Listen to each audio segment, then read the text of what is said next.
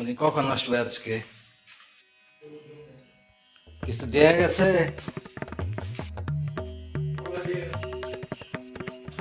কালকে রাত্রে যে কি চিল্লাচিল্লি করছে এগুলো শোনেন নাই কিছু? আপনারা যে বুড়া বুড়া বইলা গাইলাইলো এগুলো শোনেন নাই কিছু? সম্ভবত সে বাড়ি ভাড়া তুলছে, তা জামাইয়ের কাছে হিসাব টিসাব দিতে আছে, কত তুলছে, কেমনে তুলছে, কি কি। ওই হিসাবের মাঝখানে জামাই বলতেছে তারে যে আমি তোমার 2300 টাকা আমি নিছি। 2300 টাকা তোমার দেওয়া লাগবো, তুমি এত টাকা বাড়ি ভাড়া পাইছো, তোমার ওই টাকা আবার আমার দিতে হইব ফেরত বাড়ির মালিককে। এর আগে তো প্রায় আধা ঘন্টা চিল্লাচিল্লি করছে, এগুলো আমি শুনিই নাই, এগুলো আমি ইচ্ছা করে শুনি নাই। আমি ঘরের ভিতরে দরজা টরজা সব কিছু বন্ধ, ওগুলো আমি কানেও নেই নাই। আমি খালি লাস্টের এতটুকু শুনলাম, কই আপনার বাবির যে গান বুড়া বলে মেশের কাছে কইছে বাড়ির মালিক কেরা, বাড়ির মালিক জিজ্ঞাসা করেন রে কেরা। আর জামাই কথা, তুমি তো এগুলা করো, তুমি এইসব পাইপ টাইপ ঠিক করো, তুমি এগুলা সব দেখাশোনা করো, তুমি তো কেয়ারটেকার। আমি কেয়ারটেকার? ওই বুড়ারে যে গান কেরা কেয়ারটেকার? ওই বুড়ারে যে গান কে বাড়ির মালিক? এগুলো আপনারা বলতেছে। আপনি নাকি ভাড়াটিয়াদের বলছেন ও বাড়ির মালিক, ওর কাছেই নাকি সব অথরিটি, ওই নাকি সব কিছু দেখাশোনা করে।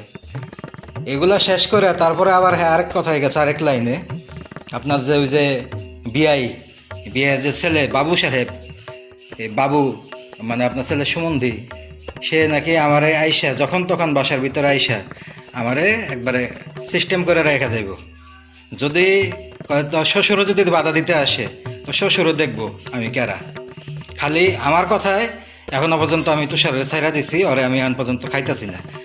আর জানিও না যে ও কোন টাইমে বাসা থেকে বাইর হয়, নাহলে পোলাবান টোলাবান আই না ওরা আমি কোন সময় ফালাই দিয়ে থয়ে যাইতাম গা। সে নাকি এগুলা ওপেনলি থ্রেট করতেছে। ও তো মনে করছে যে এগুলো আমি শুনি না, আমি তো সব শুনছি পরবর্তীতে উঠে। এখন দেখেন যে কোন পর্যায়ে যাইতেছে। এখন যদি আমার ভবিষ্যতে কোনো আনএক্সপেক্টেড কোনো ধরনের কোনো কিছু হয়, এই যে আমি সম্পূর্ণ রেকর্ড রাখলাম, এটার জন্য দায়ী থাকবে আপনার এই যে পুতুইরা, আপনার বড় ছেলের যে কি হুমন্দি বাবু সাহেব। এর আগেও এরকম আমি অনেকবার সতর্ক করছি, কোনো কিছু আমলে নেন নাই, পাত্তা দেন নাই, কোনো লিগাল অ্যাকশনে নেওয়া হয় নাই। যে আমি একটা নির্দিষ্ট টাইমে বেরোই, এটা যদি আপনার ছেলের বউ তার খবর দেয় যে অমুক টাইমে তুষার বাইরে গেছে, তো ঘটনা ঘটার পরে কি আপনারা টনক নড়বো নাকি? এত সাহস কই থেকে পায় এই মহিলা, 2 পয়সার মহিলা, অবৈধভাবে লুট করে বাড়ি ভাড়া খাইতেছে। একবারই আমার নামে 50% লেখা। ওরা কি নিয়ম কানুন আইন কানুন জানে না কিছু, যে বাপের সম্পত্তি কার কয় ভাগ হয়? ও কেমনে দাবি করে যে এই বাড়ির মালিক ও? এটা নিয়ে তো কোনো কথাই হয় নাই, কোনো কাজে হয় না এই বাড়ি নিয়ে। ওই বাড়ির মধ্যে এখনো পর্যন্ত আমার 50% কাগজে কলমে লিগালভাবে দেওয়া।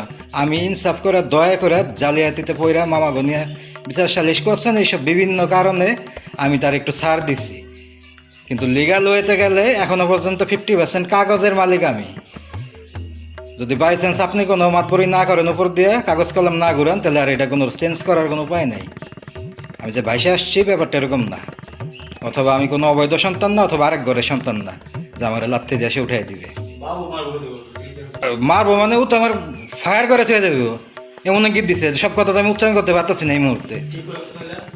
ওগুলা সব টেপ করা সম্ভব না, রেকর্ড করা সম্ভব না, কারণ আমার দরজা বন্ধ। আবার এটাও বলতেছে যে এখন ক্যামেরা নিয়ে ভিডিও করা শুরু করছে। কারণ ওই যে আমি জানি যে এগুলো হয়, আমি আমার খাবার দাবার ভিডিও করি। এখন সে তারা সতর্ক হয়ে গেছে। আবার যদি আবার ওই আমার থ্রেট করছে, হুমকি দিছে, প্রাণনাশের হুমকি, এটা যদি আমি আবার রেকর্ড করি তাহলে তো নগদ নগদ লেগে যাব। আমি খালি এটা শিশিরে জানাই রাখছি, এটা লিগাল নেওয়া উচিত ছিল অনেক আগে। এটা আমাদের ফ্যামিলি থেকে গাফিলতির কারণে করা হয় নাই। আমার প্রতি কারো কোনো পরোয়া নাই। আমার মামারাও আমার বিল্লা দিছে, বোনের সাথে কবর দিছে। এগুলা একটা বাজে মহিলা যা তা খুশি করে চলতেছে, অবৈধভাবে বাড়ি বাড়ি লুট করতেছে। আমরা তারে শুধুমাত্র সম্মান হানির কারণে বিভিন্ন দিক বিবেচনা করে কিছু বলি না। তার মানে এই না যে তারে ছাইড়া দেওয়া হয়েছে বা এটার সাথে আমরা পারি না, অনেক কিছু আছে ইচ্ছা করে বলি না। সে এখন বলে ভাড়াটিয়াদের কাছে জিজ্ঞেস করতে, তারপরে এলাকার মানুষের কাছে জিজ্ঞেস করতে। এলাকার মানুষ যদি তার কীর্তিকলাপ শোনে তাহলে তো বমি করবো, ওগুলো তো আমরা বলিই না। এই দিনের পর দিন যে এইসব নোংরামি করছে, এগুলো করার কারণে তার সাহসটা বাইরে গেছে, এবং কোনো ধরনের কোনো স্টেপ নেওয়া হয় নাই, কোনো অ্যাকশন নেওয়া হয় নাই। বাবু এত বড় ক্ষমতা ধরে হয়ে গেছে, যখন তখন আইসে আমারে সে কাতেল করে দেওয়া যাইব। আপনি যদি ধরতে আসেন তো শ্বশুর শুদ্ধ মার খাইব।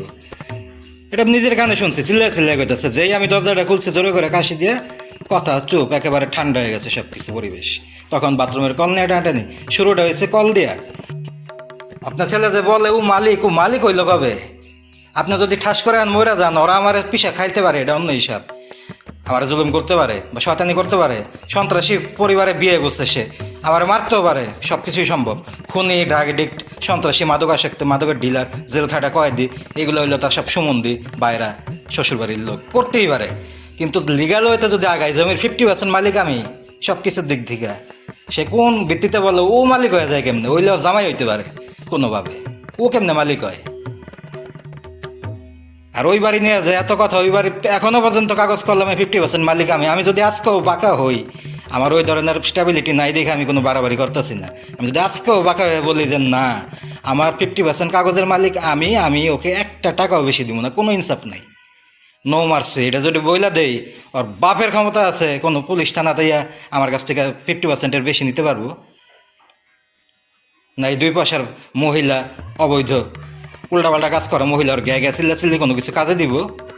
কিচ্ছু কাজে দিব না আমি যদি লিগাল স্টেপ নেই। এটা উচিত ছিল আমাদের ফ্যামিলিগতভাবে বইসা ওই বাবুর নামে একটা অন্তত ডায়েরি করা বা জিডি করা। ও কোন সাহস এইভাবে ওপেনলি বলে? আবার বলে যে আমি শুধু অর্ডার দেই না দেখা এখনো পর্যন্ত তুষার বাইসা আছে, আমি দয়া করে দেই না। ও যদি খালি বলতো যে ভাই তুমি আসো, আইসা কতল করে দেওয়া যাবে, তাহলে তোর ভাই খালি বয়ে রয়েছে আমার শেষ করার লিগা। কোন বিষয় হয়েছে পুলিশ ওদের বাসায় সারাক্ষণ রেড দেয়। এটা হচ্ছে আপনার ছেলের শ্বশুরবাড়ির পরিবেশ। 24 ঘন্টায় কারো না কারো পকেটে গাঞ্জার পোটলা থাকে, নেশা থাকে। অগো ভাই বোন এমন কেউ নাই যে জেল খাটে নাই 8-10 বার, 2-একটা মার্ডার কেসের আসামি নাই। ওদের 14 গোষ্ঠী বড়া এগুলা। তাহলে ওদের কাছে এটা হচ্ছে একটা মামুলি ব্যাপার, আর আমরা তো এগুলো করতে পারবো না, আমাদের কাজ তো এগুলো না। তারপরে যখন একটা কিছু ঘটে যাইব, তারপরে আপনাকে টনক লড়লে লাভ নাই তো। আর আমার পক্ষে তো সম্ভব না, আমি তো ওইসব প্রিপারেশন, ওইসব ট্রেনিং দিয়ে আসি নাই যে রাস্তায় মাদকের ব্যবসা করছি, পকেটের ভিতর গাঞ্জা নিয়ে ধরা খাইছি, আর হোটেলে গিয়ে মায়ালয়ে ধরা খাইছি। এইসব ব্যাকগ্রাউন্ড তো আমার ফ্যামিলিতে নাই। আমি তো কোনো পলিটিক্যাল ব্যাকগ্রাউন্ডও নাই, মারামারি, খুন খারাপি এগুলোর ব্যাকগ্রাউন্ড আমার নাই। আমার তো সম্ভব না আপনার ছেলের এই হুমন্দির সাথে এগুলো করা, মাঠে পড়ে খেলা। এগুলো আপনার একটা গেল দেন। এই যে মে মাসের 18 তারিখ 2026 সাল, সবচেয়ে বড় খারাপ হয়েছে আপনার ছেলের সামনে আপনার ছেলের বউ আপনার বুড়া মাদাসত করে ডাকে, আপনার ছেলে কোনো উত্তর দেয় না, কোনো জবাব দেয় না, একটা থাপ্পড় দেয় না। খারাপ তো আপনার ছেলে। ওর ভাই এত বড় ক্ষমতাশালী, এত কিছু হয়ে গেছে, তাহলে বোনের এই বাসায় এত কিছু, এত অপমান, এত ঘৃণার পরে রাখে কেন? উদ্দেশ্যটা কি? কারণ শ্বশুর এসটা শ্বশুরের বউ নাই, দেবরের বউ নাই, যা খুশি তার নোংরামি করা যায়, মানিজ্জত খাওয়া যায়, অবৈধভাবে লুট করে বাড়ি ভাড়া খাইতেছে লেডি, তাতেও সে সন্তুষ্ট না। এখন আবার ঘুরে ঘুরে বলে বাড়ির মালিক সে। ও বাড়ির মালিক কেমনে হয়? কোন হিসাবে হয়? কোনো কিছুই নাই, প্ল্যান ছাড়া একটা কিচ্ছু হয় নাই। আপনি মনে করতেছেন লোন এমনি নিছে?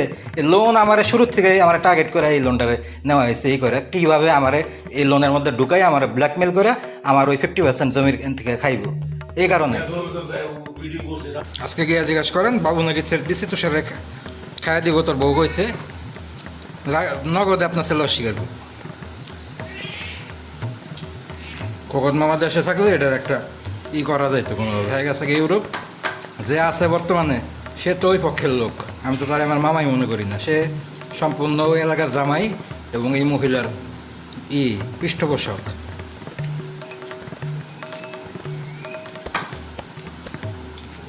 সে আমার পক্ষে কোনো কথা বলবে না, তার ক্ষমতাও নেই।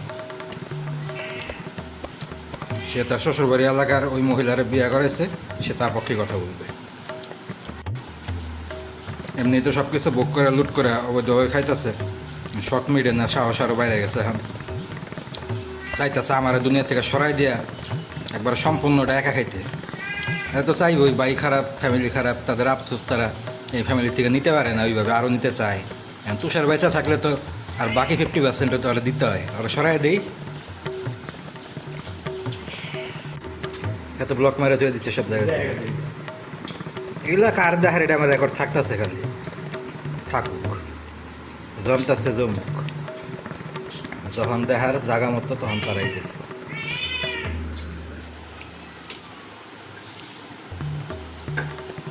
সময় বলি না, বলতে চাই না, লজ্জা দেওয়া ঠিক না, ছোট করা ঠিক না, এইসব কারণে আমরা বদ্ধতার কারণে বলি না। কিন্তু যদি বলি সত্যি কথা তাহলে এটাই, যে রূপে গুণে আচার আচরণ যোগ্যতা ম্যানার বিহেভিয়ার ফ্যামিলি ব্যাকগ্রাউন্ড শিক্ষা দীক্ষা কোনো একটা কিছুতে যে আমাদের গার্মেন্টসে চাকরি করা ভাড়াটিয়া আছে, এই যে মাহফুজা টাহফুজা স্মৃতি এরা যারা আছে, মিলনের মাইয়া, এদের কারো পায়ের নখের সমান যোগ্যতা আপনার ছেলের বউয়ের নাই নাই। ও খালি ইলুমিনিতে করে এই বাড়িতে ঢুকছে, বিভিন্ন মানুষের চক্রান্তে পড়ে ওরা এই বাড়িতে আনা হয়েছে এবং আমরা ওরা সহ্য করতেছি। যদি যোগ্যতার কথা বলি, আমাদের বাড়ির দাসী হওয়ার যোগ্যতা পর্যন্ত আর নাই। এটা আমরা বলি না, এটা আমাদের মহত্ব, আমাদের বরপ্পন, আমরা বলি না। এখনকার মেয়েরা যারা এত টাকা টাকা করে, যাদের এত টাকার নেশে, তারা শিক্ষিত, তারা পড়ালেখা করছে, তারা নিজের পায়ের দাঁড়াইয়া জামার সাথে চাকরি করে ইনকাম করে। তারা ওই শ্বশুরের বাড়ি ভাড়া তৈলা ফুটানি করে না, যে ভদ্রলোক শ্বশুর পাইছি শ্বশুরের গায়ের উপর চইরা আক্রমণ কইরা তারপরে শ্বশুরের বাড়ি ভাড়া লুট কইরা তারপরে ওইটা দিয়ে ফুর্তি, ওইটা দিয়ে উল্লাস করে না। তারা হচ্ছে যোগ্য মেয়ে, তারা নিজেরা চাকরি করে, তারা জামাইয়ের সাথে সাথে কন্ট্রিবিউট করতে চালান না, জানেন না যে এখন নারী উদ্যোক্তা দেওয়া দেশ ভরা। তো যাদের এত বেশি ক্ষুধা তারা এগুলোই করে। ওই শ্বশুরের নিরীহ ভদ্রলোক শিক্ষিত লোক পাইয়া মান সম্মানের ভয় দেখাইয়া তারা গালিগালাজ কইরা প্রত্যেক মাসে মাসে বলে আমার এত টাকা ইনকাম, আমার এত টাকা ইনকাম। তোমার ইনকাম ফটং ফটং করতে আসতো এগুলা।